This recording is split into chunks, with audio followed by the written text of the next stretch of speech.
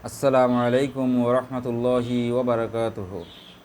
আউযু বিল্লাহি মিনাশ শাইতানির রাজীম। বিসমিল্লাহির রহমানির রহিম।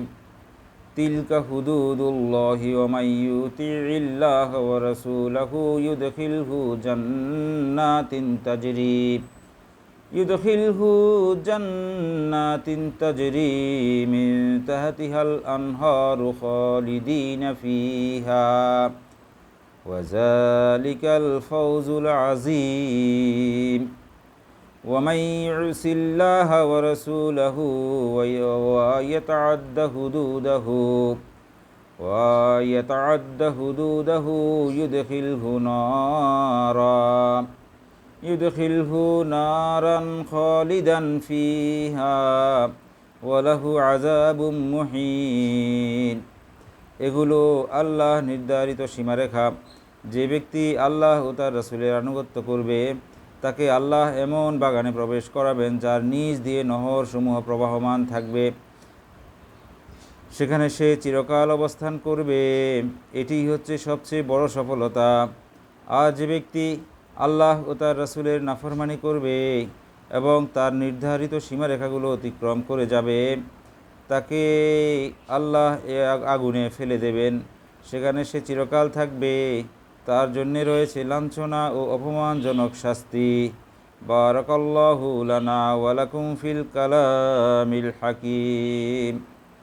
আলহামদুলিল্লাহি রাব্বিল আলামিন ওয়াসসালাতু ওয়াসসালামু আলা আশরাফিল আমবিয়াই ওয়াল মুরসালিন ওয়া আলা আলিহি ওয়া আসহাবিহি আজমাইন।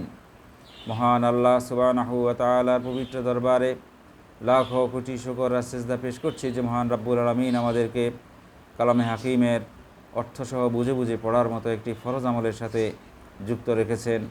আল্লাহ রাব্বুল আলামিন আমাদেরকে এ নেয়ামত দান করেছেন, সে কারণে মাবুদের দরবারে আবারও কালিমাতুশ শুকর আদায় করি, বলি আলহামদুলিল্লাহ।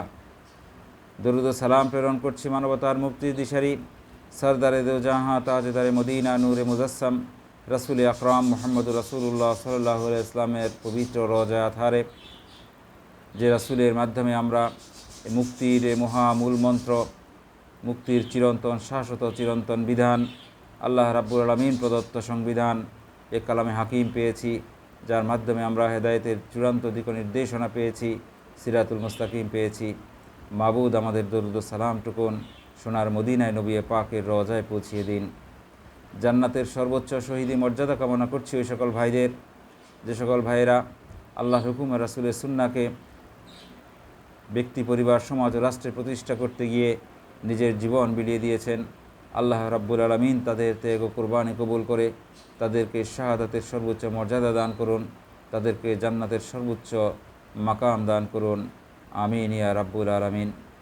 আমরা দোয়া করছি আমাদের যারা কবরে শায়িত আছেন, আমাদের আত্মীয় স্বজন, আমাদের পিতামাতা, দাদা দাদি, নানা নানি থেকে শুরু করে আমাদের আত্মীয় স্বজনরা যারা কবরে শায়িত রয়েছেন, আল্লাহ রাব্বুল আলামিন তাদেরকে ক্ষমা করে দিন, মাফ করে দিন, তাদের কবরগুলোকে রওজা মিন রিয়াজুল জান্নাহ বানিয়ে দেন। আর আমরা যারা বেঁচে আছি, আল্লাহ রাব্বুল আলামিন আমাদেরকে তার সন্তুষ্টির পথে চলার তৌফিক দান করুন, তার হুকুমগুলো মেনে চলার তৌফিক দান করুন, তার হুকুমগুলো আমাদের জীবন দিয়ে এই জমিনে বাস্তবায়ন করার তৌফিক দান করুন। আল্লাহ রাব্বুল আলামিন আমাদের প্রতি জীবিত মৃত, আমাদের জীবিত মৃত সবার প্রতি রহমতের দ্বারা অবারিত করুন, রহমতের চাদরে আচ্ছাদিত করে নিন আমাদের সবাইকে। আল্লাহ রাব্বুল আলামিন আমাদেরকে তার সন্তুষ্টির মহা নজরানা নসিব করুন। আমিন ইয়া রাব্বুল আলামিন। তো আলহামদুলিল্লাহ, আজকে আমরা অধ্যয়ন করব সূরা আন-নিসা আয়াত 13 এবং 14, যা ইতিমধ্যে তেলাওয়াত করে আমরা এর বঙ্গানুবাদ পড়েছি। আসুন আয়াতগুলো বিস্তারিত অধ্যয়নের মাধ্যমে আমরা এখান থেকে নূর ও হেদায়েত সংগ্রহ করতে চেষ্টা করি, সে আলোকে আমাদের জীবন গঠন করি।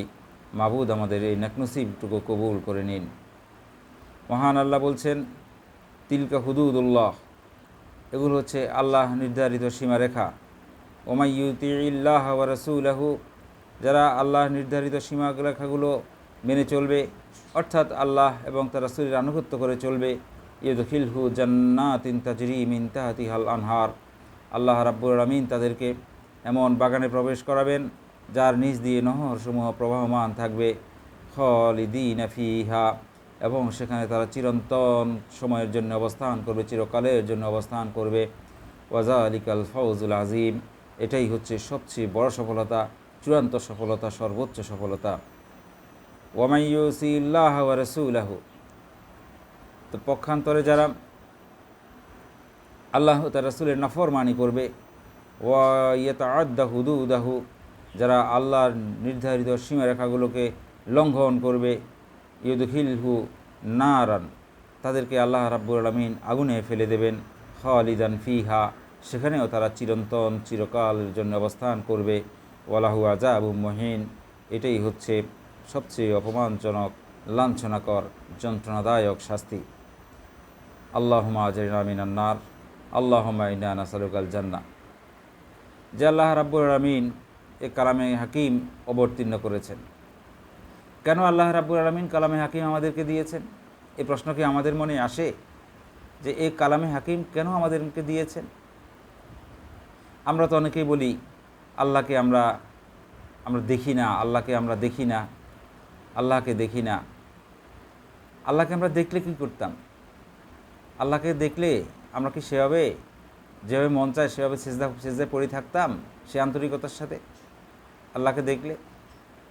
আচ্ছা, আল্লাহকে আমরা দেখি নাই, কিন্তু আল্লাহ রাব্বুল আলামিনের মুখ নিঃসৃত বাণী, আল্লাহ রাব্বুল আলামিনের কালামে হাকিমকে তো আমরা দেখেছি। এই কালামের লোড এবং ওয়েট, এই কালামে হাকিমের মর্যাদা, যে রাব্বুল আলামিন বলছেন যে এই কালামে হাকিমকে আমি যদি পাহাড়ের উপরে নাজেল করতাম, লাউ আনজালনা হাযাল কুরআন আলা জাবালিন লারাআইতাহু, তুমি দেখতে পেতে, খাশিয়াম মুতাসাদ্দিয়াম মিন খাশিয়াতিল্লাহ, ওই পাহাড় আল্লাহর ভয়ে বিদীর্ণ হয়ে যাচ্ছে। তাহলে এই কালাম হাকিমের এত মর্যাদা, এই কালাম হাকিমের এত ইজ্জত, এই কালাম হাকিমের এত আজমত, এত ক্ষমতা, যে এক কালামে হাকিম পাহাড়কে যদি সে অনুভূতি দিয়ে দেওয়া হতো যে তোমার উপরে কোরআন দেওয়া হয়েছে তোমার কাছে, ভয়ে পাহাড় দীর্ণ বিদীর্ণ হয়ে যেত। এই কালামে হাকিমের ইজ্জত রক্ষার জন্য আমরা পাহাড়কে তো সবসময় শক্তির প্রতীক হিসাবে মনে করি, যে লোকটা পাহাড়ের মতো দাঁড়িয়েছিল, পাহাড়ের মতো তা সে সাহস রাখে, এরকম করে আমরা উদাহরণ দিয়ে বলি। সে পাহাড় কি হতো যে দীর্ণ বিদীর্ণ হয়ে যেত, চূর্ণ বিচূর্ণ হয়ে যেত। সেই কোরআনে হাকিম আমাদের মাঝে আছে, আমাদের ঘরে ঘরে আছে। কোথায় আছে? আমরা জুলদান বন্দি করে, তাকে গিলাফ বন্দি করে তাকে রেখে দিয়েছি ওই যে তাকের ভিতরে, আলমারির ভিতরে। কখনো মন চাইলে হয়তো বের করে একটু পড়ি, তাও অর্থসহ পড়ি না, বুঝে বুঝে পড়ি না, জানার জন্যে পড়ি না, মানার জন্যে পড়ি না, হয়তো বা আবেগের বশে কখনো ধরে একটু চুমো দেই। তো এতেই কি হক আদায় হয়ে গেল? যে রাব্বুল আলামিন কেন কালামে হাকিম দিয়েছেন? আল্লাহ রাব্বুল আলামিন মানব সৃষ্টির শুরুতে, আমরা সূরা বাকারাতে সেটা অধ্যয়ন করেছি, আপনাদের মনে আছে আশা করি, যে আল্লাহ আদম আলাইহিস সালামকে জান্নাতে থাকতে দিলেন। জান্নাতে আল্লাহ নির্ধারিত সীমা, ওই যে গাছটির কাছেও যেও না, সে সীমা লঙ্ঘন করার কারণে আল্লাহ রাব্বুল আলামিন জান্নাতে থাকার অধিকার হরণ করে নিয়েছেন। শয়তানের প্ররোচনায় পড়ে, শয়তানের কারণে আদম আলাইহিস সালাম এবং হাওয়া আলাইহিস সালাম জান্নাতে থাকতে পারেননি। জান্নাত থেকে তারা বেরিয়ে আসতে হলো, তাদেরকে দুনিয়ার জমিনে আসতে হলো। আদম আলাইহিস সালাম আল্লাহর কাছে বললেন যে আল্লাহ, যে শয়তানের অত্যাচারে, ষড়যন্ত্রে, কুমন্ত্রণায় জান্নাতে থাকতে পারেনি, তো দুনিয়াতে গিয়ে আমরা কীভাবে থাকব?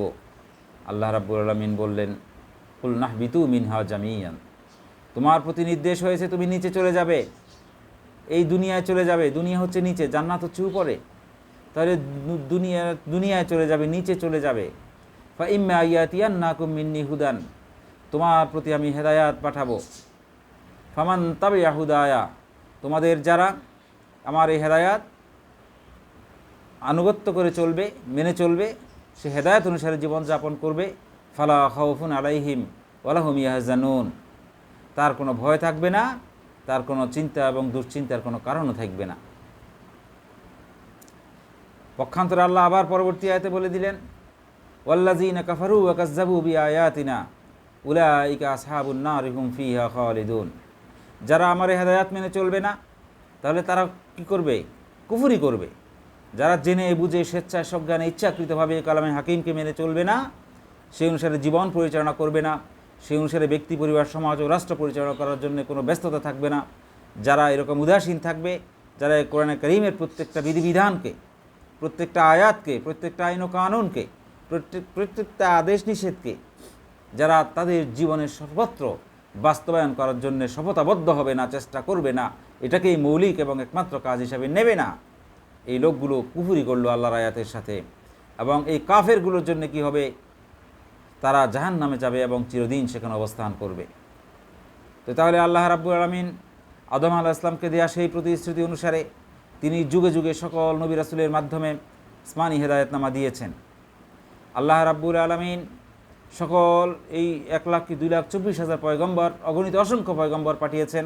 দুনিয়ার এমন কোনো, যেখানে মানব বসতি রয়েছে, এমন কোনো বিন্দু এক বিন্দু জায়গা বাদ নেই যেখানে আল্লাহ রাব্বুল আলামিন নবী রাসূল পাঠাননি। সকল কওমের জন্যে, সকল গোত্রের জন্যে, সকল জাতির জন্যে আল্লাহ রাব্বুল আলামিন গোটা মানব জাতির জন্যে আল্লাহর পক্ষ থেকে মনোনীত বান্দাদের মাধ্যমে তার আসমানি হেদায়েতনামা পাঠিয়েছেন। তারা হচ্ছেন নবী এবং রাসূল। এই নবী রাসূলগণের মাধ্যমে আল্লাহ রাব্বুল আলামিন আমাদেরকে আল্লাহর পক্ষ থেকে হুদা দিয়েছেন। সে হুদা সাইয়েদনা আদম আলাইহিস সালাম থেকে শুরু করে সাইয়েদনা নূহ আলাইহিস সালাম পর্যন্ত, সাইয়েদনা নূহ আলাইহিস সালাম থেকে শুরু করে সাইয়েদনা ইব্রাহিম আলাইহিস সালাম পর্যন্ত, ইব্রাহিম আলাইহিস সালাম থেকে শুরু করে সাইয়েদনা মুসা আলাইহিস সালাম পর্যন্ত, সাইয়েদনা মুসা আলাইহিস সালাম থেকে শুরু করে সাইয়েদনা ঈসা আলাইহিস সালাম পর্যন্ত, সাইয়েদনা ঈসা আলাইহিস সালাম থেকে শুরু করে সাইয়্যিদনা মুহাম্মদুর রাসূলুল্লাহ সাল্লাল্লাহু আলাইহি ওয়াসাল্লাম পর্যন্ত আসমানি হেদায়েতনামা ধারাবাহিকভাবে, আসমানি হেদায়েতনামার সংস্করণগুলো ধারাবাহিকভাবে যুগোপযোগী, সময় উপযোগী এবং সে সময়ের সেকালের নিরঙ্কুশ সংবিধান হিসাবে, নিরঙ্কুশ বিধিবিধান হিসাবে আল্লাহ রাব্বুল আলামিন দিয়েছেন। তো আমাদের জন্যে এই সর্বশেষ যুগে, কিয়ামতের পূর্ব লগ্নে, এই আখেরি যুগে, আখেরি জামানার নবী মুহাম্মদুর রাসূলুল্লাহ সাল্লাল্লাহু আলাইহি ওয়াসাল্লামের মাধ্যমে আমাদের জন্য আসমানি হেদায়েতনামার সর্বশেষ ভার্সন, যেটা কিয়ামত পর্যন্ত আর কোনো হেদায়েতনামা আসবে না, আর কোনো নবী রাসূল আসবে না। এই খাতামুন নবিয়্যিন সাইয়্যিদুল মুরসালিন মুহাম্মদুর রাসূলুল্লাহ সাল্লাল্লাহু আলাইহি ওয়াসাল্লামের মাধ্যমে আমরা এই আখেরি কিতাব, আখেরি কালাম, এই কোরআনে হাকিম পেয়েছি। এই কিয়ামত পর্যন্ত সময়ের জন্য, মানুষের জন্য এটাই একমাত্র অ্যাবসলিউট, নিরঙ্কুশ, এটাই একমাত্র অনুসরণযোগ্য, বাধ্যতামূলকভাবে অনুসরণযোগ্য, একমাত্র মানবতার জন্য একমাত্র হেদায়েতনামা, চূড়ান্ত হেদায়েতনামা। সেই হেদায়েতনামা আমরা পেয়েছি। যে কোরআনে কারীম, এটা যদি পাহাড়কে দেওয়া হতো, পাহাড় দীর্ণ বিদীর্ণ হয়ে যেত, চূর্ণ বিচূর্ণ হয়ে যেত। এ কোরআনে কারীমের ইজ্জত ও আজমত রক্ষার জন্য পাহাড় এত বেশি ব্যস্ত হয়ে যেত। আর আমাদের জন্য এই কোরআনে কারীম নাজিল হয়েছে, আমরা এই কোরআনে কারীম অধ্যয়ন করছি, পড়ছি। আমরা কয়জন লোক এটা মেনে চলার জন্য শপথবদ্ধ হচ্ছি? আমরা কয়জন লোক এটা নিয়মিতভাবে অধ্যয়ন করছি? আমরা এটাকে অধ্যয়ন করার, আত্মস্থ করার, আমরা এটাকে হৃদয়ঙ্গম করার, এটাকে মেনে চলার, আমাদের জীবনে সেট আপ করার, এটাকে আমাদের জীবনের সর্বত্র কায়েম ও বাস্তবায়ন করার জন্য আমরা কয়জন লোক এটার জন্য ব্যস্ততা দেখাচ্ছি? আমরা কি জবাব দেব আল্লাহর কাছে? যে রাব্বুল আলামিন তিনি আমাদেরকে তার পক্ষ থেকে এই কোরআন দিয়েছেন, যা অবিকল ও অবিকৃত অবস্থায় আমাদের মাঝে বর্তমান আছে, অথচ আমরা সে কোরআন থেকে কোনো হেদায়াত নিচ্ছি না, এ কোরআন থেকে আমরা কোনো শান্তির দিক নির্দেশনা নিচ্ছি না। এ কোরআনের বিধিবিধানগুলো আমাদের রাষ্ট্রে, সমাজে, পরিবারে, ব্যক্তিতে এগুলো আমরা মেনে চলার জন্য কোনো ধরনের পেরেশানি দেখাচ্ছি না। অথচ আমরা দাবি করছি আমরা মুসলিম, অথচ আমরা রোজা রাখছি, আমরা নামাজ পড়ছি, আমরা গরু কোরবানি দিচ্ছি, আমরা হজ করছি, যাকাত দিচ্ছি, আমরা কতগুলো কাজ করছি, কিন্তু আমাদের সমাজে ইসলাম প্রতিষ্ঠিত নেই, আমাদের রাষ্ট্রে ইসলাম প্রতিষ্ঠিত নেই, আমাদের ব্যক্তি পরিবার সেভাবে চলছে না। এটা প্রমাণ করে আমরা নামে মুসলিম হলেও আসলে আমলের জিন্দিগিতে আমরা মুসলিম নয়। এবং আমাদের এই নাম সর্বস্বই মুসলমানিত্ব, এই দাবি দিয়ে আমাদের কাল হাসরের ময়দানে মুক্তি মিলবে না, অসম্ভব, কখনো মুক্তি মিলবে না।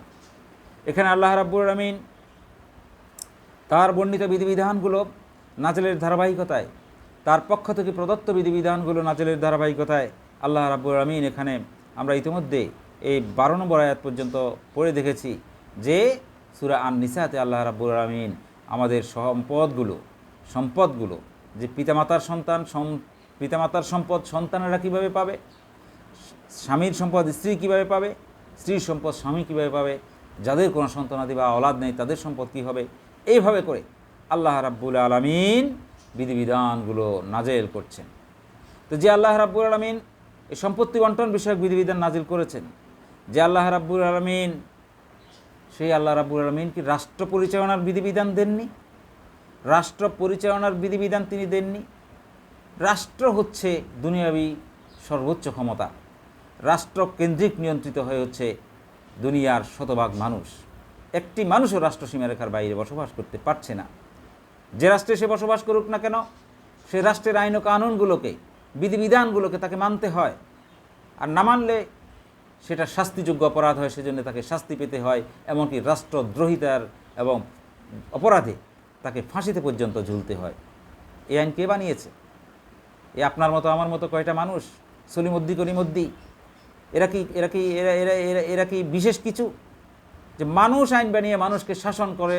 মানবতার প্রতি এর চেয়ে বড় জঘন্য অপরাধ তো আর কিছুই হতে পারে না। কেউ কোনোভাবে ভোট চুরি করে, রাতের অন্ধকারে ডাকাতি করে গদিটা নিয়ে গেলেই সে আইন প্রণয়নের ক্ষমতা পেয়ে গেল, সে যা ইচ্ছা করলো তাই রাষ্ট্রের জন্য আইন হয়ে গেল। এই মূর্খতা, এই বর্বরতা, এই জুলুম, এর অবসান হওয়া উচিত। আইন দেওয়ার সে কে? Who is he or who is she? তার কি রাইট আছে? তার কি ক্ষমতা আছে? দুনিয়া চোর, গুন্ডা, বদমাস, লম্পট, মদখোর, খুনি, হারামিগুলা কোনোভাবে গদি দখল করে নিয়ে ওখানে বসে আইন বানায়। সেই কারণে রাষ্ট্রটা লুটপাট হয়ে যায়। আর সেই লুটপাটের কারণে এই সাধারণ নিরপরাধ মানুষগুলো কষ্ট পায়। তাদের লুটপাটের কারণে দ্রব্যমূল্য বাড়ে, তাদের লুটপাটের কারণে অশান্তি অরাজকতা বাড়ে, তারা সম্পদগুলোকে দেশের বাইরে পাচার করে। তারা যে অপরাধ করছে সেটা তাদের রাষ্ট্রদ্রোহিতা হয় না কেন? আইন তো তারাই বানাচ্ছে, তাদের জন্য কোনো অপরাধ নাই। আর অথচ খিদার অভাবে, পেটের জ্বালায় যদি কেউ 10 টাকা কারো পকেট থেকে নিতে চেষ্টা করে, আপনারা পকেট মার বলেন, তাকে কি পিডানটা দেন তাহলে? আর অথচ রাষ্ট্রটা লুট করে নিয়ে গেলে, বাংলাদেশ ব্যাংক লুট হয়ে গেলে, এই হারামিগুলো কোটি কোটি টাকা পাচার করলে, উন্নয়নের নামে যাবতীয় হরিলুট চালালে, লুটপাট চালালে, সেটার জন্য কিছু হয় না। এই জন্য যে বিষয়টা, সেটা হচ্ছে এই মানুষকে শাসন করার জন্যে যে বসে বসে আইন বানায়, এটা হচ্ছে সবচেয়ে বড় কুফরি, এটা সবচেয়ে বড় নাফরমানি। নবী মুহাম্মদুর রাসূলুল্লাহ সাল্লাল্লাহু আলাইহি ওয়াসাল্লাম যদি সমাজ ও রাষ্ট্র পরিচালনার বিষয়ে কোনো কথা না বলতেন, নবী মুহাম্মদ রাসূলুল্লাহ সাল্লাল্লাহু আলাইহি ওয়াসাল্লাম যদি আবু লাহাব, আবু জাহেলকে বলতেন যে তোমরা শুধু তোমাদের কাজ করো, আমি আমার কাজ করি, দাওয়াতি কাজ করি, তাহলে তো তাকে আর এত বড় ঝুঁকি নিতে হতো না, তার কোনো শত্রু থাকতো না, তাকে সবাই হাদিয়া তোহফা দিয়ে দুনিয়ার মাথায় তুলে রাখতেন। অথচ মুহাম্মদুর রাসূলুল্লাহ সাল্লাল্লাহু আলাইহি ওয়াসাল্লামের রক্ত ঝরেছে, যে মুহাম্মদুর রাসূলুল্লাহ সাল্লাল্লাহু আলাইহি ওয়াসাল্লাম আসমান ও জমিনের জন্য রহমত ছিলেন, তার রক্ত জমিনে পড়েছে, তায়েফের ময়দানে পড়েছে। তাকে 3 বছর জেল খাটতে হয়েছে, জেল কারাবন্দি থাকতে হয়েছে, ক্ষুধা জ্বালায় গাছের পাতা খেতে হয়েছে। যে রাসূল করিম সাল্লাল্লাহু আলাইহি ওয়াসাল্লামকে এই হক সত্য প্রতিষ্ঠা করার জন্য জীবনে 29টি ছোট বড় যুদ্ধে অংশগ্রহণ করতে হয়েছে, দাঁত ভাঙতে হয়েছে। তাহলে আপনি আমি কি অনুসরণ করছি? আপনি আমি কি মেনে চলছি? আপনি আমি কি মানের মুসলমান হচ্ছি? আমাদের ইমানের যে হালত, আমাদের আমলের যে দুরবস্থা, এটা দেখে আমাদেরকে কে মুসলমান বলবে?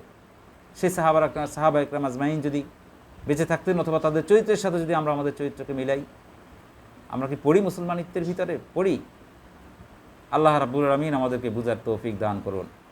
আজকের 2টি আয়াতে আল্লাহ রাব্বুল আলামিন সে কথাই বলে দিয়েছেন যে কোরআনে কারিমে যা নাজিল হচ্ছে, এই কোরআনে কারিমে যা তোমাদেরকে দেয়া হচ্ছে, এই কোরআনে কারিমে তোমাদেরকে যা পিছনে বলা হয়েছে এবং সামনে বলা হবে, এ সবগুলোই হচ্ছে তিলকা হুদুদুল্লাহ। তিলকা হুদুদুল্লাহ, এই কোরআনে কারিম হচ্ছে হুদুদের কিতাব, সীমা রেখা নির্ধারণের কিতাব, সত্য মিথ্যা নির্ধারণের কিতাব, হক ও বাতিল নির্ধারণের কিতাব, চূড়ান্ত বিধানাবলীর কিতাব, চূড়ান্ত সংবিধান মানবতার জন্য, গোটা মানবতার জন্যে, এবং অবশ্য পালনীয় সংবিধান। আপনি এটা মুসলিম হলেন তো মানতেই হবে, এ মানার বাধ্যবাধকতা রয়েছে। আপামর মানবতার প্রতি মানলে তার শান্তি পাবে, সকল মানুষ শান্তি পাবে, গর্তের পিপীলিকা পর্যন্ত শান্তি পাবে। যে রাব্বুল আলামিনের বিধান অনুসারে আমরা চললে আমরা সবাই শান্তি পাব।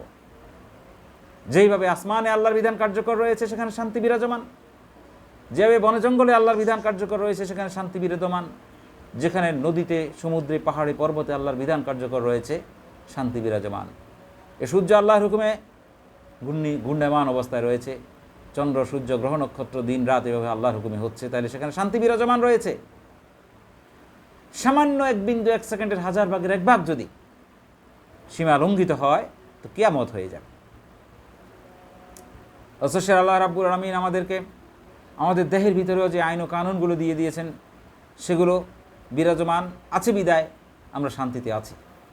আমরা নিঃশ্বাস নিচ্ছি, আমরা চোখ দিয়ে দেখতে পাচ্ছি, কান দিয়ে শুনতে পাচ্ছি, কথা বলতে পারছি। আমরা খাবার খেলে, এই মুখ দিয়ে খাবারটা খেলে গিলে ফেললে আর কি হচ্ছে আমরা কি জানি? পুরাটা প্রক্রিয়া রাব্বুল আলামিন হুকুম দিয়ে দিয়েছেন তার নির্ধারিত প্রাকৃতিক আইনে, সেগুলো হচ্ছে বিদায় আমাদের দেহের ভিতরেও শান্তি বিরাজমান রয়েছে। তো সে আইন ও কানুনগুলো আমাদের সমাজে নেই কেন? আল্লাহর বিধিবিধানগুলো সমাজে নেই কেন? এই বিধিবিধান যদি সমাজে প্রতিষ্ঠিত থাকতো, রাষ্ট্রে প্রতিষ্ঠিত থাকতো, বিশ্বে প্রতিষ্ঠিত থাকতো, আজকে সারা বিশ্ব শান্তিময় হয়ে যেত, কোথাও মারামারি, হানাহানি, কাটাকাটি হতো না, জুলুম অত্যাচার হতো না। আজকে জুলুম, শোষণ, নিপীড়ন, নির্যাতন, অন্যায়, অত্যাচার, অবিচারের একটা আখড়ায় পরিণত হয়েছে, পৃথিবী একটা ডাস্টবিনে পরিণত হয়েছে, মানবতা বসবাসের জন্য আর কোনো যেন জায়গা নেই। আজকে ফিলিস্তিনের অবস্থা দেখে মানবতার প্রতি কীরকম নির্মম নিপীড়ন হচ্ছে। আজকে বাংলাদেশ থেকে শুরু করে সারা পৃথিবীতে যারা ইমানের কথা বলে, হকের কথা বলে, ইসলামের কথা বলে, এই দিন কায়েমের কথা বলে, তাদের প্রতি কী পরিমাণ নির্মম নিপীড়ন, নির্যাতন হচ্ছে। এগুলো কেন? আল্লাহর আইন আমরা যারা চাই, আল্লাহর আইন অনুসারে আমরা যারা দুনিয়া পরিচালনা করতে চাই, তারাই হচ্ছে শয়তানের সবচেয়ে বড় দুশমন। সেই জন্যে শয়তানের সেই কৃতদাসরা, তাগুত বাতিলের যারা সন্তানেরা, যারা রাষ্ট্র ক্ষমতাগুলো দখল করে বসে আছে, আবার নিজেদেরকে মুসলিম দাবি করছে, সেরকম মুনাফিক মুরতাদগুলি, মুরতাদের চেয়েও জঘন্য এরা, যারা নিজেরা বিধান বানিয়ে মানুষকে শাসন করে, সে শিরক করে, এরকম কাফের মুশরিকগুলি, যারা মুসলমানের সন্তান দাবি করে আবার শিরক করে ইচ্ছাকৃতভাবে, এই জন্যই তারা মুরতাদ। এই মুরতাদগুলি সারা পৃথিবীটাকে অশান্তির নরক কুণ্ডি বানিয়ে রেখেছে। কেন? কি করে? ওই যে আল্লাহ নির্ধারিত সীমারেখাগুলো লঙ্ঘন করে করে। যে কারণে আল্লাহ রাব্বুল আলামিন এখানে এই দুটি আয়াতে স্পষ্ট করে বলে দিয়েছেন, তিলকা হুদুদাল্লাহ, এগুলো হচ্ছে আল্লাহ নির্ধারিত সীমারেখা। ওমাই ইউতিইল্লাহ ওয়া রাসূলাহু, যারা আল্লাহ তাআলা রাসূলের আনুগত্য করবে, আল্লাহর হুকুম রাসূলের সুন্নাহ মোতাবেক পালন করবে, বাস, এর চেয়ে নাথিং মোর, নাথিং লেস। কিছু বাড়ানোও যাবে না, কিছু কমানোও যাবে না। আজকে আবেগের বসে আজকে বেদাতগুলোকে ইবাদত করে ফেলতেছে, নাউজুবিল্লাহি মিন জালিক। কিচ্ছু কবুল হবে না, দলালা। রাসূল করিম সাল্লাল্লাহু আলাইহি ওয়াসাল্লাম যা দেখিয়ে দিয়েছেন, এর বাইরে কোনো আমলের কোনো প্রয়োজন নেই। এর বাইরে আপনার মন ভালো লাগতেছে বলে আপনি ওই যে কিয়াম করতেছেন, মিলাদ করতেছেন, চল্লিশা খাওয়াচ্ছেন, আপনি মাজার পূজা করছেন, এই যে কাজগুলো আপনারা করছেন, হারাম কবিরা গুনাহ, এগুলো সবই দলালা, এগুলো সবই বিদআত, সবই ধ্বংসের কারণ, কোনো কবুল হবে না। এখানে ওমাই ইউতিইল্লাহ ওয়া রাসূলাহু, আল্লাহ স্পষ্ট বলে দিয়েছেন যে আল্লাহকে, আল্লাহ এবং তার রাসূলের আনুগত্য করতে হবে, বাস। যে কাজ যেভাবে আল্লাহ বলেছেন সে কাজ সেভাবে রাসূল করিম সাল্লাল্লাহু আলাইহি ওয়াসাল্লাম করে দেখিয়েছেন। তাহলে আল্লাহর হুকুমগুলো শুধু রাসূলের সুন্নাহ মোতাবেক পালন করতে হবে, এর বাইরে যাওয়ার চিন্তাও মাথায় আসতে পারবে না। আল্লাহ রাব্বুল আলামিন আমাদেরকে বোঝার তৌফিক দান করুন।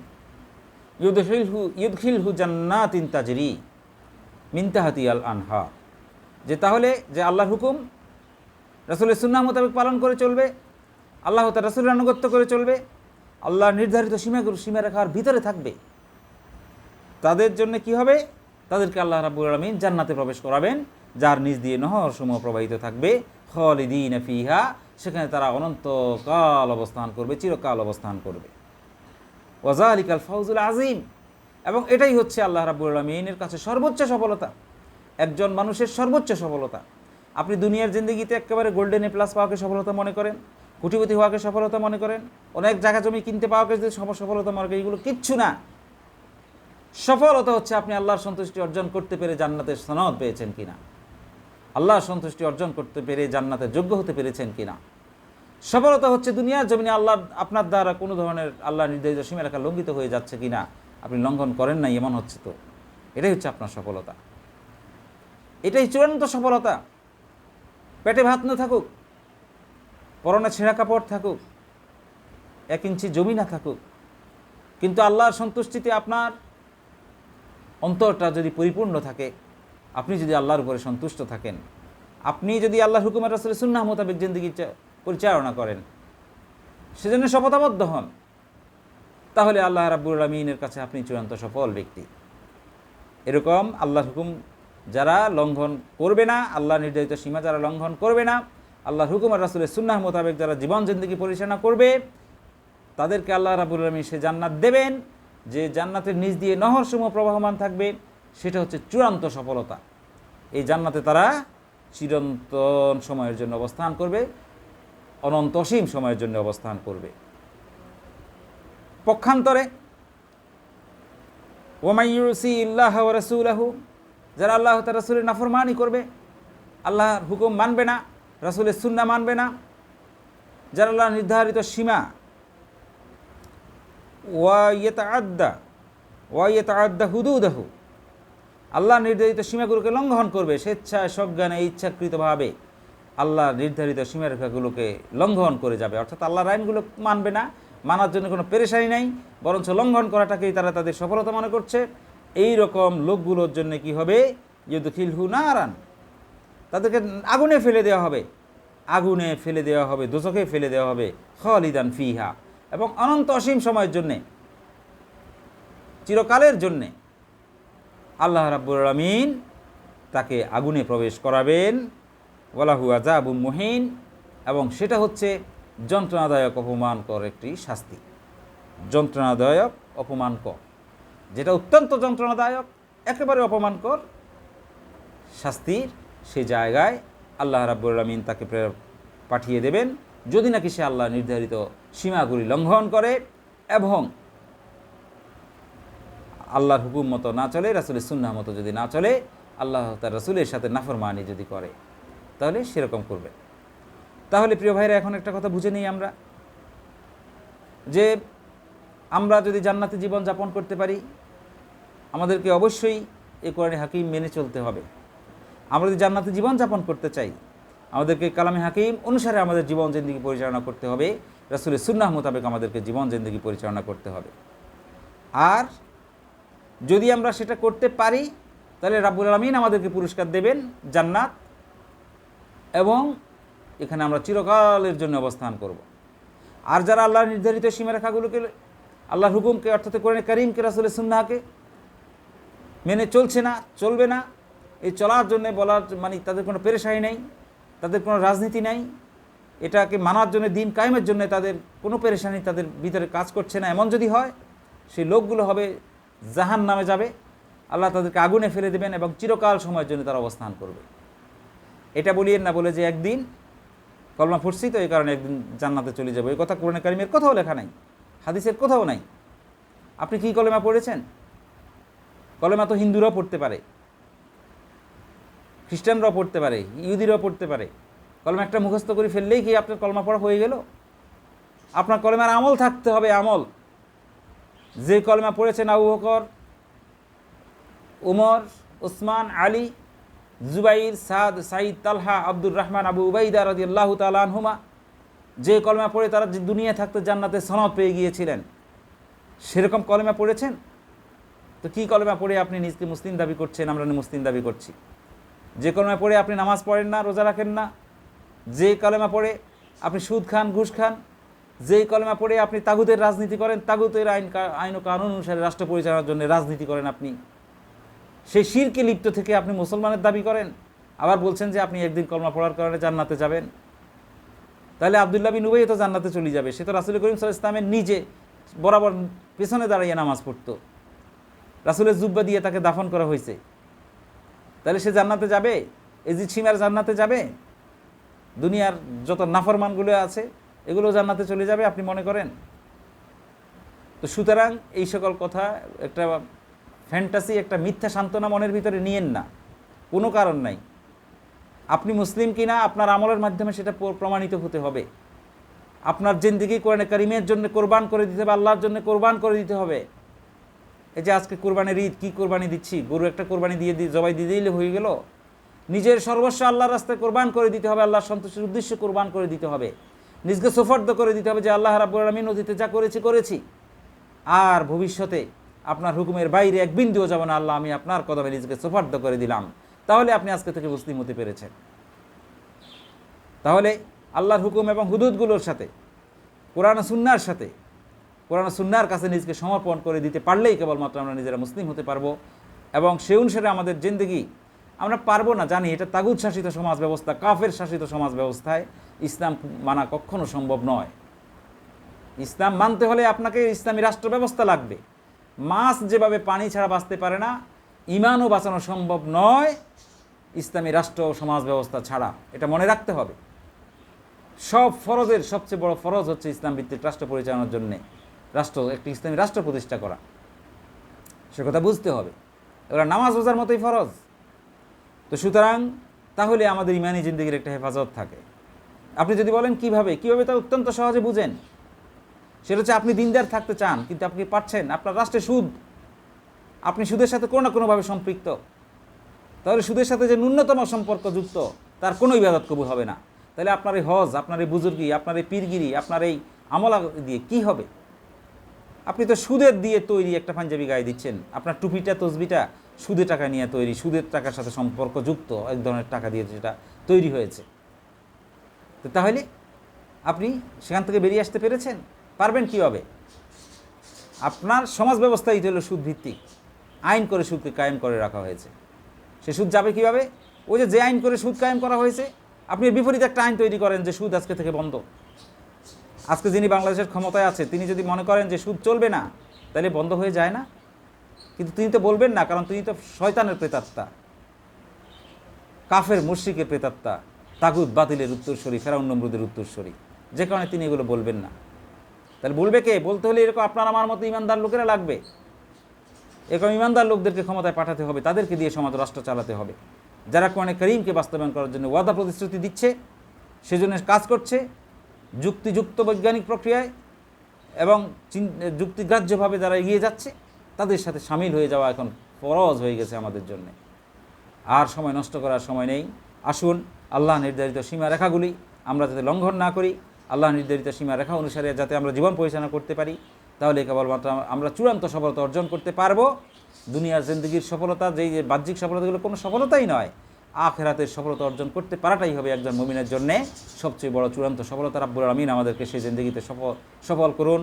আল্লাহুম্মা ইন্না নাসআলুকাল জান্নাহ, আল্লাহ আমাদেরকে জান্নাত দান করুন, আল্লাহ আমাদেরকে তার সন্তুষ্টির নজরানা দান করুন। যদি আমরা সেটা না করি, আমরা যদি আল্লাহর হুকুম মতো দুনিয়ার জিন্দগি পরিচালনা করতে না পারি, তাহলে কিন্তু আমাদের জন্য জাহান্নাম অপেক্ষা করছে। সেটা অত্যন্ত নিকৃষ্টতম জায়গা, যন্ত্রণাদায়ক অপমানকর শাস্তি, সেখানে যে যাবে চিরকাল অবস্থান করবে। সুতরাং আল্লাহ আমাদেরকে সেখান থেকে মাফ করুন। আল্লাহ আমাদের জন্য জাহান্নামকে হারাম করে দিন, আল্লাহ আমাদের জন্য জান্নাতকে ওয়াজিব করে দিন, আল্লাহ আমাদেরকে ইমানি জিন্দগির উপরে প্রতিষ্ঠিত থাকার জন্য আমাদের যাবতীয় পরিবেশ তৈরি করে দিন। আল্লাহ রাব্বুল আলামিন আমাদেরকে সেরকম ইমানি, ইলমি এবং আমলি যোগ্যতা দান করুন, এই আশাবাদ ব্যক্ত করছি। ইনশাআল্লাহ আমরা পরবর্তী পর্বে সামনের দিকে আরও অধ্যয়ন করব। মাবুদ আমাদের সেই সুযোগকে আরও অবারিত করে দিন। আল্লাহ আমাদেরকে কবুল মঞ্জুর করে নিন। ওয়া আখিরু দাওয়ানা আলহামদুলিল্লাহি রাব্বিল আলামিন। আসসালামু আলাইকুম ওয়া রাহমাতুল্লাহি ওয়া বারাকাতুহু।